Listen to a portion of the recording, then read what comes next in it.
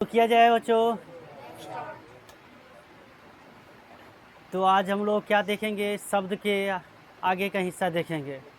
और शब्द में हम लोग उत्पत्ति या उद्गम के आधार पर शब्द के कितने भेद होते हैं, 4 भेद, उसको देखेंगे। और इससे क्वेश्चन क्या पूछेगा हम बताएंगे, ठीक है। तो पीछे जितने भी बात बताएं याद है ना तुम लोग को? क्या बताए थे पिछले संडे को? हाँ, रचना के आधार पर शब्द के 3 भेद है, रूढ़ शब्द, यौगिक शब्द और योग रूढ़ शब्द। तो ये तीनों याद रखना, जिनको खंड करने पर कोई अर्थ ना दे।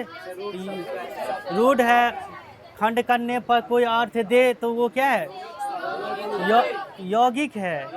यौगिक है, जैसे विद्यालय को हम अगर खंड किया जाए तो विद्या जो दोनों शब्द का एक अर्थ होता है। विद्या का अर्थ होता है ज्ञान और आलय का अर्थ क्या होता है, घर। तो ज्ञान का घर, यानी दोनों शब्द में क्या हो रहा है, एक अर्थ दे रहा है। तो विद्यालय कैसा शब्द है, यौगिक शब्द है।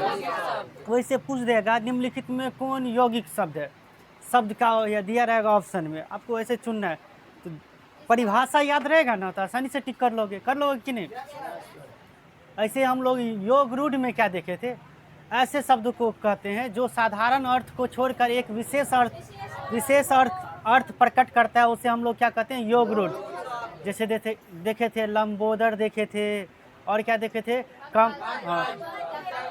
पंकज देखे थे। तो ये सब क्या है, योग रूढ़ शब्द के उदाहरण है, ठीक है।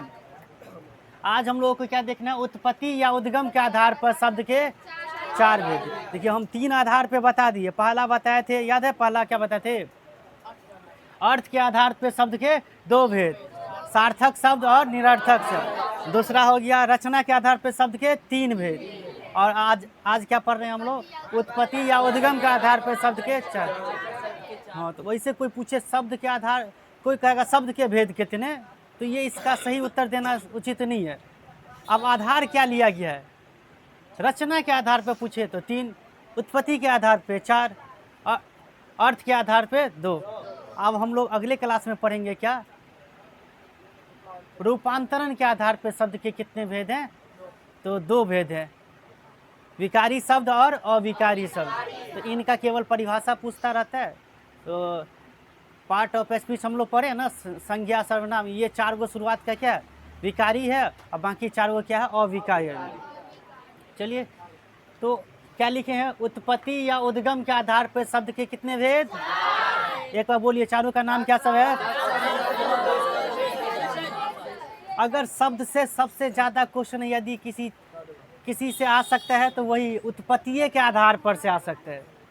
उसमें भी सबसे ज़्यादा कंपटीशन हम लोग देने जाते हैं एग्जाम, तो इसमें तत्सम तद्भव पहचानने के लिए बहुत बोलता है कि तत्सम शब्द कौन है, तद्भव शब्द कौन है। इनका बहुत सारे शब्द है बच्चों, इनको अगर पढ़ाया जाए तो बहुत सारे 1,000 से ज़्यादा शब्द है। इनको पहचानना है कि कौन तत्सम है, कौन तद्भव है। तो इसकी एक ट्रिक है, तो हो सकता है हम अगले वीडियो में आप लोगों को या अगले क्लास में हम बता देंगे इसको पहचानना, कि तत्सम को कैसे पहचान जाए और तद्भव को कैसे पहचानें।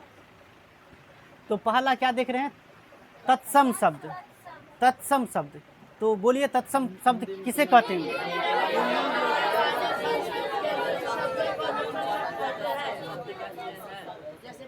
संस्कृत जानते हो लोग, संस्कृत के शब्द अगर क्या हो जाए, हिंदी में प्रयोग किए जाए, हिंदी में प्रयोग हो जाए, तो ये संस्कृत के शब्द क्या कहलाते हैं, तत्सम। वैसे नॉर्मल याद रखिए, संस्कृत के शब्दों को हम लोग क्या कहते हैं, तत्सम कहते हैं। अब संस्कृत के शब्द कौन सब होते हैं, जैसे पुष्प संस्कृत के शब्द है, अग्नि संस्कृत के शब्द है, नेत्र क्या है, संस्कृत के शब्द है, पुष्प, अंक, पृथ्वी, जगत, पृथ्वी, फल, जगत, कर्पूर, ये सभी क्या है, संस्कृत के शब्द है। और ये संस्कृत के शब्द हिंदी में भी प्रयोग होता है।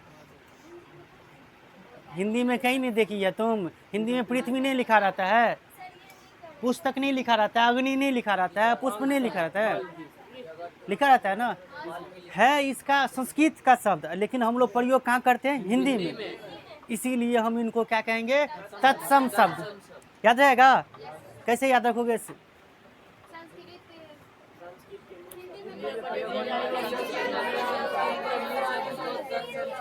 हिंदी में प्रयोग की जाने वाले संस्कृत के मूल शब्दों को तत्सम शब्द कहते हैं। यानी संस्कृत वाला शब्द तत्सम कहलाएगा, इतने दिमाग में रखना है। तो संस्कृत वाला शब्द क्या है? तत्सम। अब तुम्हें आइडिया रखना पड़ेगा संस्कृत के शब्द। अभी हम तो थोड़ा ही सा दिए हैं, और बहुत सारे संस्कृत के शब्द है। पुष्प, अग्नि, नेत्र, पुस्तक, अंक, पृथ्वी, फल, जगत, कर्पूर। इसी में से कितने क्वेश्चन, सबसे ज़्यादा बार यही क्वेश्चन पूछा है। पुष्प पूछा है, अग्नि पूछा है, इसमें से कर्पूर पूछा है। ये सब पूछा हुआ है कि पहचानने के लिए पूछता रहता है निम्नलिखित में कौन क्या है? तत्सम शब्द है। तो हम लोग पुष्प, अग्नि ये सब याद रखेंगे। कर्पूर, 4 गो शब्द दिया रहेगा, आप पहचानिएगा कौन सा क्या है? तत्सम है। समझ में आ गया सभी को तत्सम? एक बार फिर से बोल दो, अंतिम बार।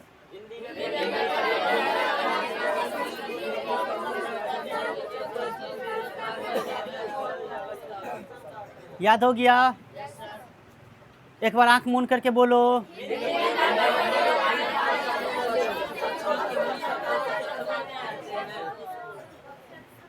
बहुत बढ़िया। चलिए अगला क्या है? अगला शब्द के कौन से भेद है? तद्भव। जिनको तत्सम याद हो गया उनको तद्भव भी याद हो जाएगा। सबसे ज़्यादा क्वेश्चन तत्सम तद्भवे से आता है एग्जाम में। तो तद्भव में हम क्या लिखे? तत्सम के बिगड़े रूप को तद्भव कहते हैं। कितना लाजवाब! इसका तो परिभाषा भी पूछ सकता है। तत्सम के बिगड़े रूप को कौन सा शब्द कहते हैं? तो तद्भव कहते हैं। इनको ये याद रखना। अब बिगड़े रूप क्या, इसको ये चीज़ क्या है बिगड़े रूप को? देखिए अब क्या हुआ है, संस्कृत के शब्द को, यानी ये तत्सम क्या संस्कृत वाला शब्द है, इनका प्रयोग हम हिंदी में किए तो तत्सम कहलाया। अब और इसको बिगाड़ करके एक नया नाम दे देते हैं। जैसे पुष्प का मतलब क्या होता है? पुष्प का मतलब क्या हम लोग हिंदी में जानते हैं? पुष्प मतलब क्या होता है? फूल। तो देखिए ये तत्सम शब्द था पुष्प, लेकिन तद्भव क्या हो गया? फूल। नहीं, इसका बिगाड़ करके हम लोग क्या एक नया नाम दे दिए हैं। पुष्प को नया नाम क्या दे दिए? फूल। तो फूल कैसे शब्द के उदाहरण है? तद्भव शब्द के उदाहरण है। कर्पूर ये क्या है? तत्सम है, लेकिन इसको बिगाड़ करके हम लोग क्या सीधे बोलते हैं? कपूर कहते हैं। बिगाड़ने में हम लोग बहुत आगे रहते हैं। ठीक है, तो कर्पूर ऐसे इसका था, लेकिन हम हिंदी में इनका प्रयोग कैसे करने लगे? कपूर। तो ये कपूर कैसा शब्द के उदाहरण है? बहुत बार क्वेश्चन पूछा, ध्यान देखिएगा कि कर्पूर है या कपूर है। कर्पूर पूछेगा किस शब्द के उदाहरण है? तो तत्सम। और कपूर पूछेगा तो इसमें केवल क्या चीज़ का फर्क देख रहे हैं? र का। इससे पता चलता है वो तद्भव है कि तत्सम है। तो समझ गया ना? दिख रहा है ना? तत्सम को बिगाड़ करके एक नया नाम दे दिए कि नहीं? थोड़ा सा इसी से रिलेटेड हम दूसरा नाम दे दिए हैं, तो वो क्या हो जाएगा? तद्भव हो जाएगा। ऐसे अग्नि से क्या बना दिए हम लोग? आग। अग्नि माने आग होता है। शब्दार्थ में तू लोग याद किया होगा कि अग्नि माने क्या? आग। तो अग्नि है तत्सम, और आग क्या हो गया? तद्भव। चंद्र मतलब क्या? तत्सम। और क्या इसको अर्थ क्या होता है? चांद। तो ये क्या हो गया? तद्भव। समझा बिगड़े रूप क्या होता है? यानी संस्कृत वाला शब्द को इसका नया नाम दे देना, नया अर्थ बन जाना, क्या हो जाएगा? कैसा शब्द के उदाहरण हो जाएंगे? तद्भव के उदाहरण हो जाएंगे। चलिए, और अगला शब्द के कौन से भेद हो गए? देशज के कौन नहीं जानता है? देशज के बारे में तो सब जानते होंगे। देशज किनको कहते हैं?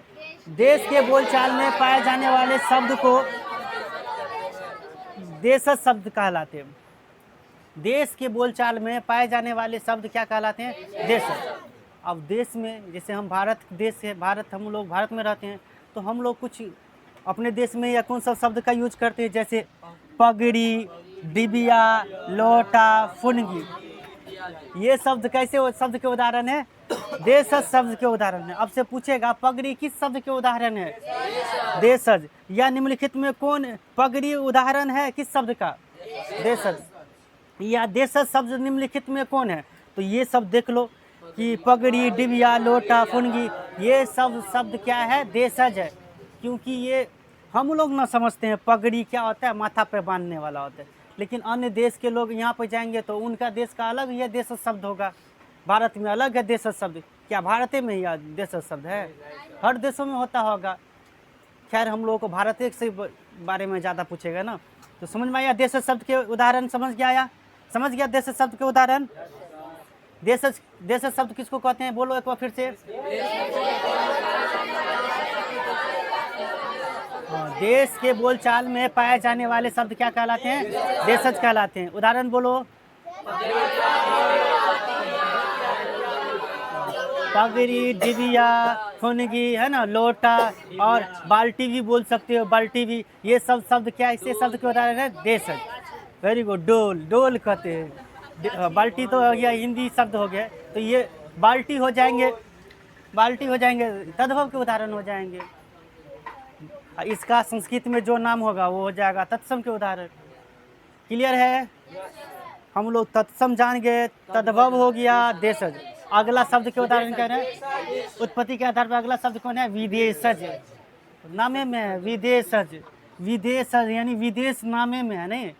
तो जिस शब्द का जन्म क्या है? विदेशों में हुआ है। जिस शब्द का जन्म जिस विदेशों में हुआ है उसको हम लोग क्या कहेंगे? विदेशज शब्द कहेंगे। ये सब याद करने वाला चीज़ है। आप लोग देख लीजिए एक बार, वैसे ही याद हो जाएंगे। अब विदेश के बहुते शब्द है। अंग्रेजी वाला शब्द है, फारसी के है, अरबी के शब्द है, तुर्की के शब्द है, और मैं और नहीं लिखा हूँ। और व्याकरण में देखिए बहुत सारे और शब्द सब है। जैसे अंग्रेजी के शब्द हम लोग इस सबसे वाकिफ़ है। स्कूल, रेडियो, डॉक्टर, और क्या सब नहीं दिया? स्टूडेंट्स, हॉस्पिटल, इंजीनियर, है ना? ये सब शब्द के, हाँ, टीचर बोल सकते हो, टीचर। ये सब शब्द क्या, कौन शब्द है? विदेशज है। विदेश से लिया गया, अंग्रेजों से लिया गया। अंग्रेज ने इन शब्द को जन्म दिया। स्कूल, है ना, रेडियो, डॉक्टर। लेकिन हम लोग या डॉक्टर के जगह डॉक्टर हिंदियों में लिख देते हैं, लेकिन इसका हिंदी मीनिंग कुछ और होता है। हिंदी मीनिंग डॉक्टर माने क्या? हाँ, चिकित्सक कहलाते हैं। पुलिस हो गया। पुलिस भी किस शब्द के उदाहरण है? क्या है? विदेश शब्द के उदाहरण है पुलिस। पुलिस मतलब क्या होता है? हिंदी में क्या कहते हैं इसको? जन रक्षक कहते हैं। पुलिस माने क्या होता है? जन रक्षक, यानी जनता को रक्षा करने वाला पुलिस है। तो पुलिस शब्द क्या हो गए? विदेश शब्द हो गए। यही सब नाम रखिए, यही सब क्वेश्चन पूछेगा। कहेगा निम्नलिखित में कौन विदेश शब्द है?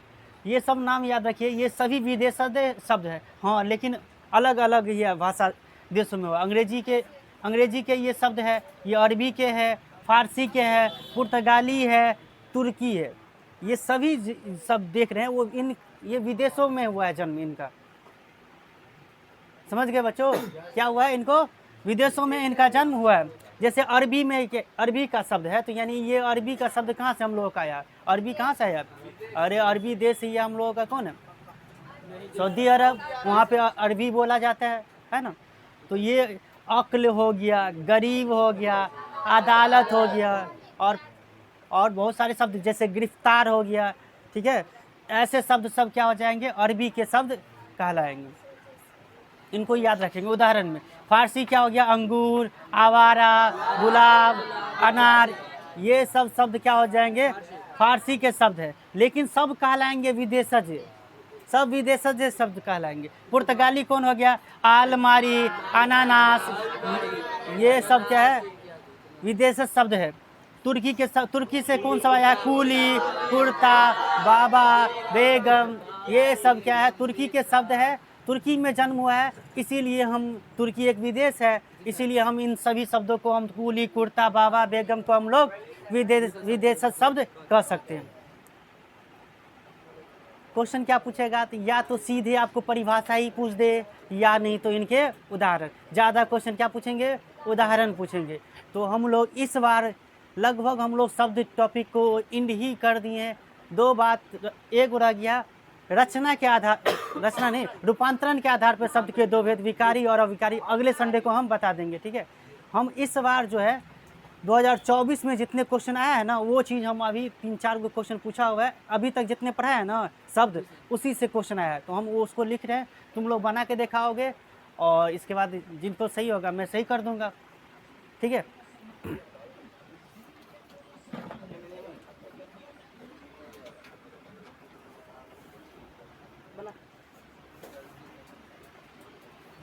उतार लिया? उतार लिया सभी? चलिए, ये क्वेश्चन अभी हम लोग शब्द टॉपिक शब्द चैप्टर हिंदी व्याकरण में पढ़ रहे हैं, और शब्द चैप्टर में हम लोग क्या देख रहे हैं अभी? उत्पत्ति के आधार पर ये देखे हैं ना, ये शब्द के 4 भेद। 2024 में शब्द से सेकेंड सीटिंग में के 3 क्वेश्चन आया है। अब तुम लोग बताओगे ये 3 क्वेश्चन तुम लोगों को आता है कि नहीं, कि अभी हाल फिलहाल में पढ़े हो? देखो, यदि हम अच्छे से हम व्याकरण पढ़ ले तो हम हिंदी के कोई क्वेश्चन अगर नहीं भी बनता है तो हमें 60 नंबर व्याकरण से बन जाएगा।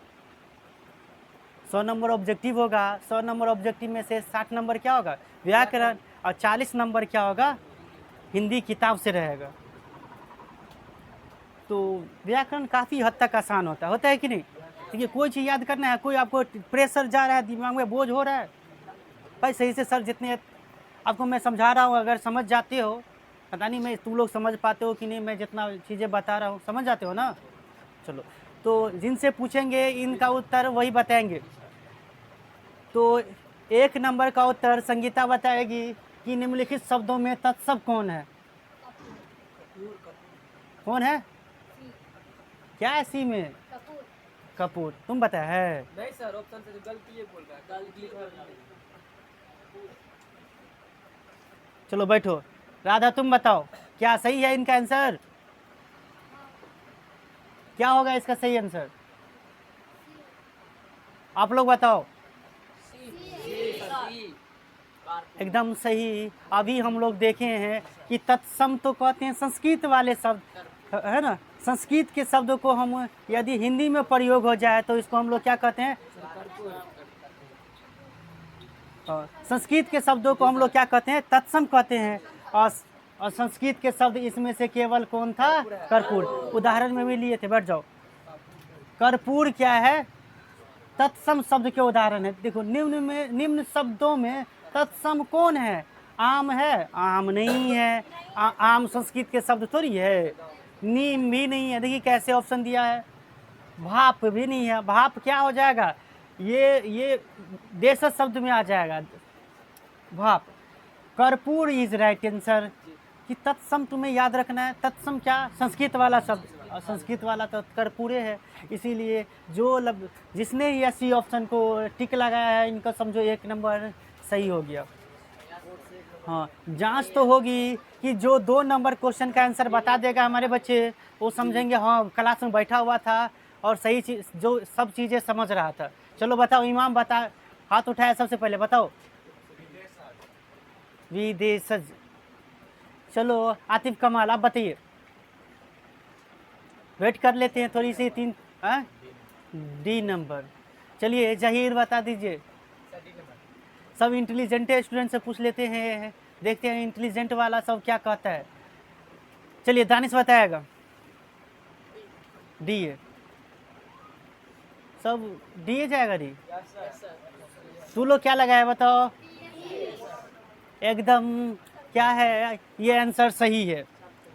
चलिए बहुत अच्छा। चलिए इन लोगों के लिए ताली लगा दीजिए। बैठ जाओ। देखिए एकदम स्पष्ट लिखल है, विदेशी भाषाओं से। देखिए विदेशी शब्दों से दे दिया, भाषा दीजिए। विदेशी भाषाओं से हिंदी भाषा में आए शब्दों को क्या कहते हैं? अभी हम लोग देखे हैं कि रेडियो, स्कूल, ये सब तो विदेशी शब्द था ना, विदेशों से आया है, और इसको हम लोग हिंदी में भी प्रयोग करते हैं। तो ये क्या है? ये परिभाषा से पूछ दिया विदेशज का। विदेशी भाषाओं से हिंदी भाषा में आए शब्दों को क्या कहते हैं? तो विदेशज। हमारे ही बच्चे कितना कौन ये तद्भव लगा दिया था, तत्सम लगा दिया था, कोई इनको कुछ पता ही नहीं था। इतना पढ़ा देते तो यो जाके एग्जाम हॉल में क्या कर देता है? गलती कर लेता है। तुम लोग नहीं ना करोगे? चलो सही है। तो जो भी 2 का आंसर डी लगाया है, डी इज राइट आंसर था। समझ गया डी ही क्यों हुआ?